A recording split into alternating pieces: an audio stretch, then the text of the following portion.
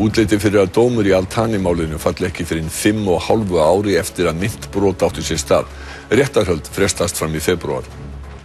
Réttarhöld í Al-Thani-málinu frestast fram á næsta ár eftir að 2 verjendur sögðu sig frá því gegn vilja dómarans. Veikindaleyfi dómarans skýrir frestunina að hluta til.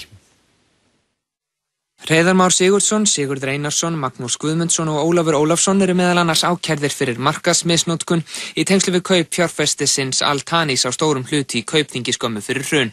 Eftir að 2 verjendur, Gestur Jónsson og Ragnar H. Hall, sögðu sig frá málinu á dögunum, voru aðrir skipaðir í þeirra stað og réttarhöldunum sem hefði átt að ljúka á morgun frestað.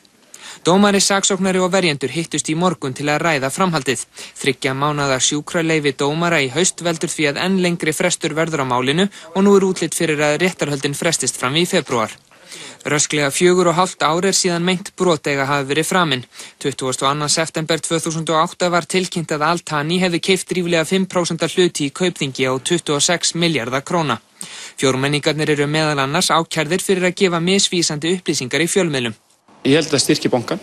Það ljóst að það óraunhæft fyrir okkur að sækja mikið meira fjármagn til íslenska fjárfesta. Bankinn orðinn það stór og ef við ætlum að halda áfram að vaxa á alþjóðlegum markaði þá verðum við að ná inn alþjóðlega fjárfesta. Saksóknari telur að þetta hafi verið sýndarviðskipti því Kaupþing hafi sjálft lánað fyrir kaupunum. Fjármálaeftirlitið kærði viðskiptin til lögreglu í mars 2009. Vorið var gerð umfangsmikil húsleit á nokkrum stöðum og í febrúar í fyrra var ákæra gefin út. Málið var þingfest í mars í fyrra og réttarhöldin átti að fara fram nú í apríl.